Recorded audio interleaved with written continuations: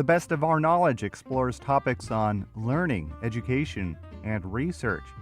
President Biden in October issued an executive order on artificial intelligence. We'll unpack the order meant to mitigate the risks of the emerging technology. And an exhibit at Vassar College highlights the personal papers of a renowned 20th century poet. I'm Lucas Willard, host of The Best of Our Knowledge.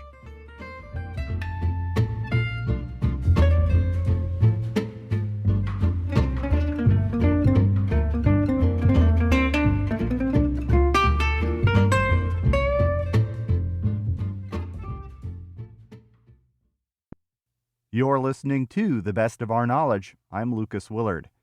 In October, President Biden issued an executive order on safe, secure, and trustworthy artificial intelligence, with an aim to position the U.S. as a leader in leveraging the promise of the technology while also managing the risks. To get a breakdown of this first-of-its-kind executive order and some insight into how it could be applied, The Best of Our Knowledge's Jody Cowan spoke with George Berg, an associate professor at the University at Albany's College of Emergency Preparedness, Homeland Security, and Cybersecurity. Berg is a computer scientist who teaches an introductory course on AI to first-year students. He called the executive order a good first step. Artificial intelligence has been on people's minds since the 1930s, when Alan Turing, who a lot of people know as a codebreaker, actually started to think about artificial intelligence. And people have been working on it, and it's been in the labs and the research centers perking along. Only in the past few years has it gotten to the point where it's come of age, where it's become relevant to most of our lives. And it's at this point that the president came out with the executive order, because now is sort of time to address this, to sort of get ahead of it before the technology defines things for us instead of us defining things with the technology. Are we on time for that? Are we too late for that? How are we doing? It's a great question. I think we still have time to call the tune in the AI dance. We're to the point now where we're starting to see it used by nation states. We're starting to see it used by corporations. We're starting to see it used by individuals. We're starting to see it used by criminals. The technology is now that good. And we've got to make sure that we maximize the upside, the usefulness for people, but at the same time minimize the criminal opportunities, the defense vulnerabilities, the upsets to privacy and jobs. I know that this order was pretty lengthy, 100-plus pages. You have a better kind of understanding at this. What were some of the points that they were looking at throughout this order? You're absolutely right about the order. It's huge, and a lot of it is these legal definitional kind of things. For people who are interested, you can actually go on the White House site, and there is sort of an executive summary that's actually readable and approachable, so people can look at it themselves. But to break it down, the president looks at it. The executive order looks at it from three main points of view: what he as the executive and the agencies can do, what he's calling on Congress to address, and what the U.S. in concert with the international community will address. The modern presidency has a great deal of power and a great deal of authority. So, for instance, using the Defense Production Act, the president can compel, if you will, companies that are doing these large AI systems, these big, large language models and generative AIs, to release the fact that they're creating these things and the standards that they're using for training and testing them. So that's one of them. The other thing is they can look at, let's set some standards here. So the organizations within the federal government who are knowledgeable about technology and standards, let's get some standards for these things, training, safeguards, things like that. They're also looking at the effects on employment, because one of the things that's really on people's minds is, what's the impact of this on jobs? And if there is impact on this on jobs, what can we do about retraining, minimizing disruption, things like that? From the congressional side, the White House would love Congress to address things like privacy, what kind of data can be bought and sold, maybe research to help preserve privacy and keep these AI systems within the guardrails. And lastly, and maybe even more importantly, AI is not just a U.S. issue. Governments and individuals and organizations across the world are creating these systems, right? And it'd be one thing for the U.S. to say, well, we're going to do it this way. But if the other nations and organizations across the world aren't cooperating, it's pretty much meaningless. So they want international agreements, standards, sort of to build an international consensus and community on reinforcing the positive and minimizing the negative aspects of AI. I was curious as to who this order applied to, and whether that was corporations, whether that was going to be us individuals, anybody with a computer at home. And is this mandatory? It's mandatory, but it's not something that's going to affect you or me or my colleagues researching at the university. It's only the organizations that can create these big disruptive systems, ones that potentially could create large disinformation systems or that could be used to hack into critical infrastructure like power plants, things like that. Those are the folks who are being compelled to come forth in the Defense Production Act. It's not going to affect individual researchers. It's not going to affect what you and I do on our computers at home. It's not going to affect our searches or anything like that. It actually, from a point of view of the individuals, there's very little direct impact on us. Indirect impact in that hopefully it will help us as individuals, as citizens, but it's not going in there and in any way saying, oh, you can't do this or you can't do that as individuals. You mentioned the global community of AI technology users that would be affected by this. What is that conversation like? And outside of America, is there anyone else participating in this kind of regulatory conversation? The executive order itself lists on the order of a dozen or a score nations with whom we're cooperating, and these are the usual allies, the Western Europeans, Japan, and so forth, Korea, who share a mindset, who are in the technology space, but who share common values about what is good and what would be an unwanted disruption. So they're trying to build consensus with those folks. When it comes to fears that folks might have, are we looking at addressing human beings behind the technology, or are we looking to just address the technology?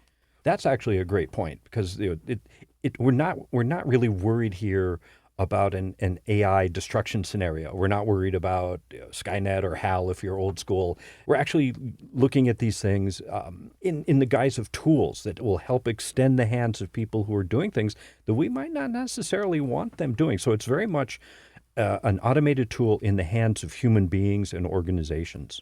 One of the things that I understand will be regulated or be looked to be regulated is the use of watermarks or some kind of other signifier that content that we're viewing online, so to speak, or information, painting, or if I'm reading something that was made with AI technology, there'll be some kind of disclaimer letting me know that. Why is that kind of thing important? Oh, it's actually, it's very much important for a number of different reasons. Intellectual property, things that you or I create, that we get credit for those, and that if we're artists or, of any kind, that if we create something, that we get credit for it. And there's, several hundred-year tradition in Western societies that you don't take people's intellectual property without compensation. So one of the issues that's gaining a lot of traction is AI going in and looking at writing, looking at art of various kinds, and then making its own copies, making its own mixes of that. And that is causing a tension with the content creators of this world. And being a content creator is frequently a tough thing to do. But if your material is being poached and remixed without your blessing, that can undermine your livelihood. The guidance issue is out. The order has been put out there. What is the next step? In my mind, a big part of the value of the executive order was to bring attention to the issue. Not that it's going to solve all the problems. I and others have said, hey, this is a great first step. But if nothing else, people are not talking about it. We're talking about it. And if the nations across the world are starting to talk about this, if Congress starts holding hearings and continues holding hearings and comes up with legislation about privacy, about selling and buying of data, about some of these intellectual property issues, about research that will help preserve privacy and keep these things going in a positive direction. It's these kinds of things that would be the next steps. We keep going. We address what's important, who needs to do this, and how can we work together on it? Looking at the speed of which this technology is evolving, are we able to regulate and enact laws fast enough to kind of keep up with this? The answer is no, but the answer has been no since the onset of the Industrial Revolution. Lawmaking is a deliberate process. Thought goes into it.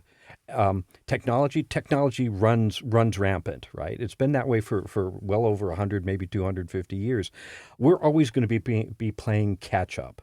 I don't think that can be avoided.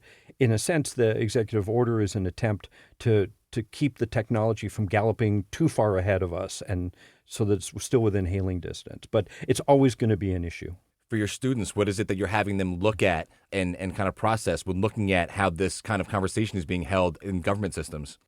Basically, just that they are looking at it from the government, from the society, from the individual point of view. Traditionally in technology, that's not been an emphasized perspective. It's been, ooh, can we do this? Can we do this quicker? Can we do it on a bigger scale? But now the realization that, oh, this affects people's lives in various ways. That's the thing that not just me, but my colleagues at the university from the administration on down want to make sure that we take a broad-based view of AI, not just its technology, but also its impacts. In your opinion, what do we have to gain and what do we have to lose from this regulation worldwide? To gain, I think it's the upside potential to make sure that we rule the technology, not the other way around. So that AI systems have certain bounds and companies that use AI systems have certain bounds, that there are things they can do with our knowledge, things they can do with our data, things they can do to against us or for us, making sure that our healthcare access, our access to the justice system, things like that, that those are not taken away or diminished. So that's the upside. The downside is we end up in sort of this dystopian world where these systems dictate our lives and we're sort of ground into fine buckets where we're paying more because of the accidents of our genetics, our background, et cetera, that these systems pick up on. So that would be the downside. Yeah. Do we have a way to both look at and embrace the technology, but to lead people first? I think in a society where you do have these you have the different groups, the president, the Congress, and then the different nations, as well as the public and the corporations, there's going to be tension out there because we all have different agendas. But the fact that we all have seats at the table and not one group gets their way, I think that's the way forward. George Berg is an associate professor at the University at Albany's College of Emergency Preparedness, Homeland Security, and Cybersecurity. He spoke with the best of our knowledge's Jody Cowan.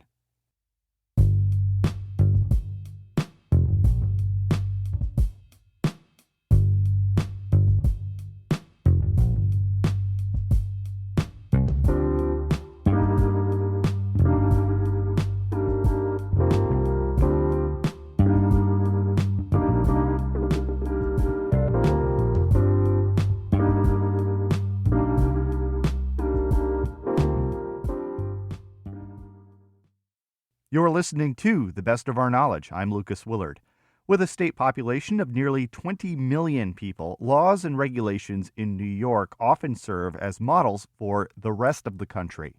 Policymakers often rely on the research and testimony of experts, but a new fellowship in New York will bring scientists into the state capitol in Albany to work directly in government.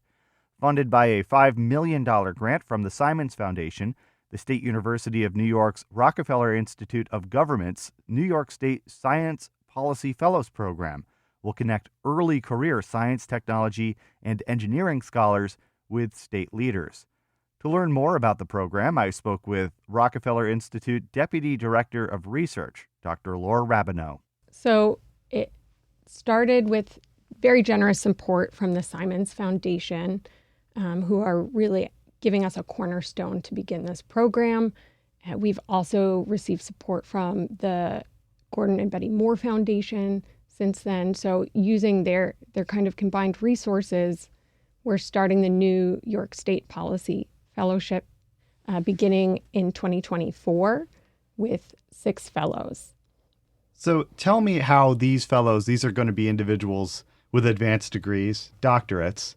That's correct. And they are going to be working inside the nucleus of New York State government. Yes. So the program is really aimed at transitioning PhDs from science, technology, and engineering fields into New York State policymaking spaces, whether that's in executive offices across agencies or in the Assembly and the Senate. That seems to be quite a different kind of environment than a university environment, being thrown into the thick of it in a busy capital like Albany in New York State versus tinkering away in a lab somewhere at a university. That's fair, I think, as an academic myself, right, who also worked at the state legislature for a number of years. So what the program is really going to help them do is learn how to translate And this works both ways. It's not just for techno-scientific experts to translate from a particular discipline to policymakers, but to enable policymakers to translate the other way so that these experts that are being brought to bear in New York State policy understand policy processes that need to happen within a democracy and how that functions with a number of different stakeholders, and how their expertise can really inform that process in a meaningful way. So it's not only about having someone with expertise available with knowledge that they can share with lawmakers, but also to, as I understand it, lend a critical eye to how legislation is actually developed and how it ultimately possibly passes the finish line, right? That's right. They will both help shape new policy and be subject matter experts on existing policy proposals that might come in front of lawmakers or other officials.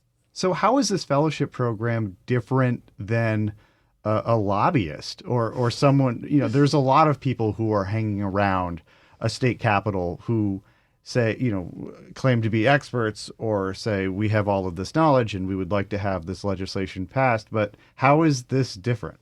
Sure. Well, fellows aren't coming to the table with a particular agenda or perspective or client that they're working for, right? Even when a lobbyist comes in and perhaps brings a subject matter expert, that subject matter expert is coming with a particular perspective and is being chosen as a particular person to bring their perspective. Fellows act as a kind of fair broker with technical expertise to bring to bear that isn't there to ask for or move forward any particular policy, but there to give information to officials so that they can make the best choice on behalf of their constituents.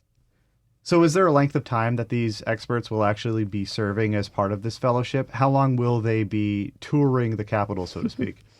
So each cohort is going to serve for 2 years. The first year of their fellowship will really be focused on learning the ins and outs of New York State government and the kind of challenges that come along with translating techno-scientific expertise in that arena. And the second year, they will build towards creating their own kind of policy proposals, working with other high-level New York State officials to find a pathway for their professional development that hopefully lasts a lifetime here in New York State. So is this program of placing PhDs in a government environment, is this unique to New York, or is this something that's been done before in other states? It's not unique to New York. I know New York is often a leader in many respects when it comes to policy at the state level. But this has been done firstly at the federal level for 50 years through the American Association for the Advancement of Science. It has also been done by the California Council on Science and Technology for nearly 15 years now. There are a handful of other states that have programs. Most of them are newer. And there are another handful or so of programs that are just starting or are in the planning phases right now. And a lot of that is being coordinated through the National Conference of State Legislators and the Gordon and Betty Moore Foundation, which are supporting a lot of that work. This $5 million grant is supporting 6 fellows beginning next year. But why do you think this program is valuable, and would you want to see it expanded someday? I'd certainly want to see it expanded someday. As I said, I'm a former legislative staffer. I'm also somebody who comes from an academic background in science and technology, and I can say too often there's a lack of capacity, not potential. There are so many capable legislative staffers and really smart legislators here in our state, but there is a bandwidth, right? And most often people are coming from policy spaces and not techno-scientific expertise. And so too often there's a lack of capacity, both on the part of policymakers and on the part of techno-scientific experts to do the really hard but critical work of translating between scientific discipline and policy kind of language in order to end up getting better outcomes for the residents of New York State. And this program really seeks to inject into our policymaking process people who can leverage their techno-scientific expertise on behalf of New York State and the people who live here, and help our policymakers craft legislation and implement policies that are grounded in evidence and research. Dr. Laura Rabineau is Deputy Director of Research at the Rockefeller Institute of Government in Albany. The New York State Science Policy Fellows Program, funded by the Simons Foundation, is currently accepting applications. You're listening to The Best of Our Knowledge. I'm Lucas Willard.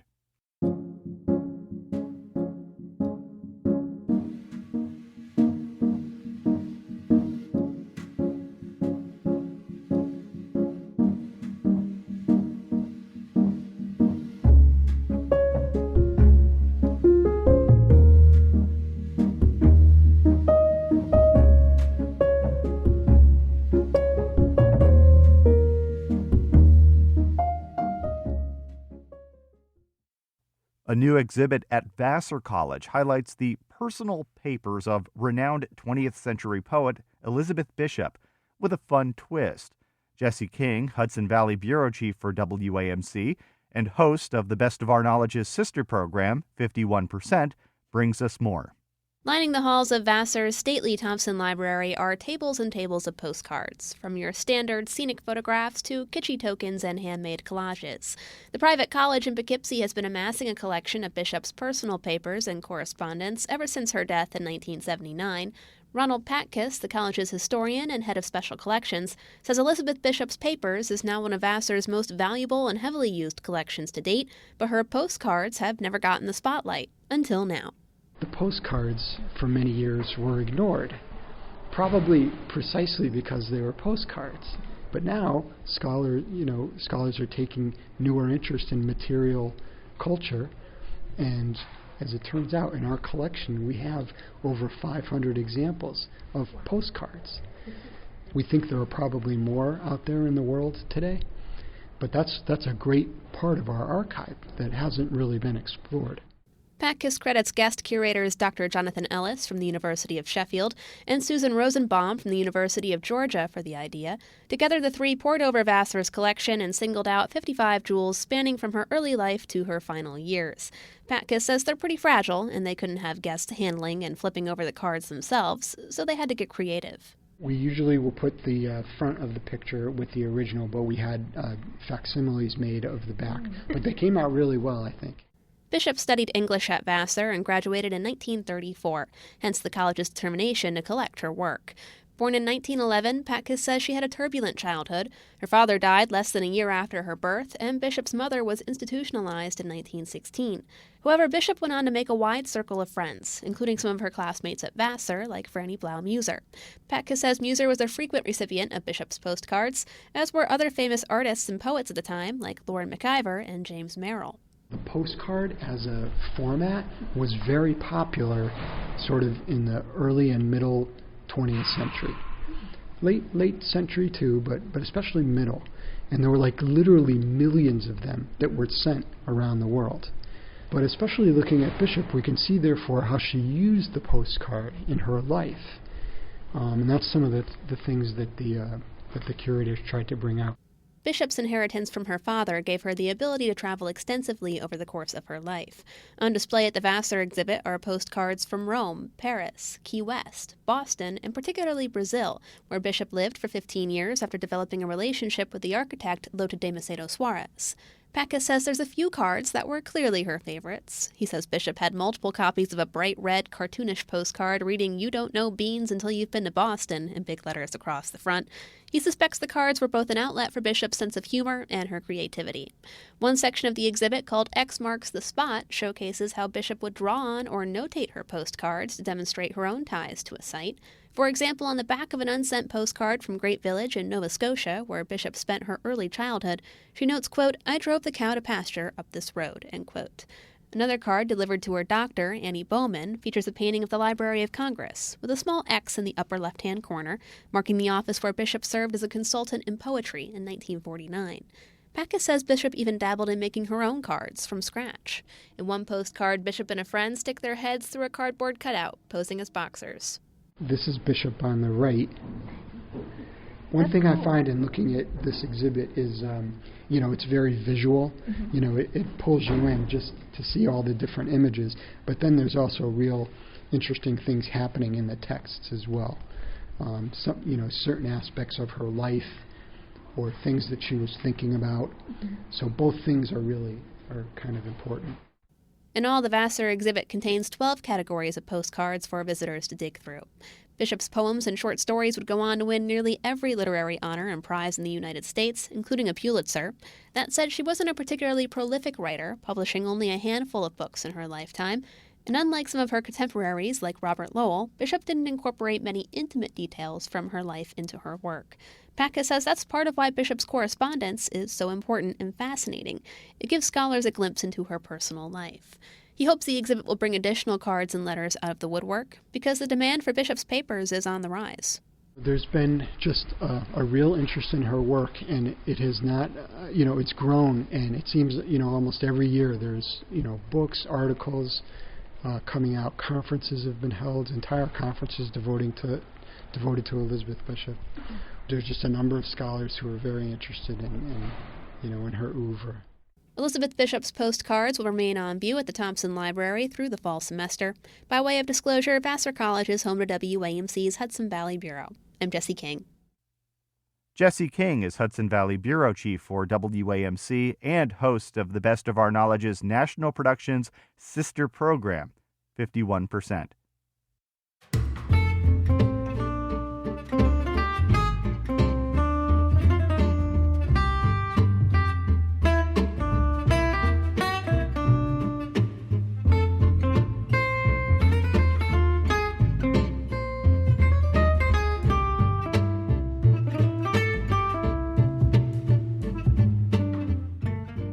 This has been The Best of Our Knowledge, episode 1731. The Best of Our Knowledge is a national production of WAMC, Northeast Public Radio. Thanks to associate producer Jody Cowan. The latest on all National Productions programs is available via the Airwaves newsletter and our flagship station's website, WAMC.org. Until next time, I'm Lucas Willard.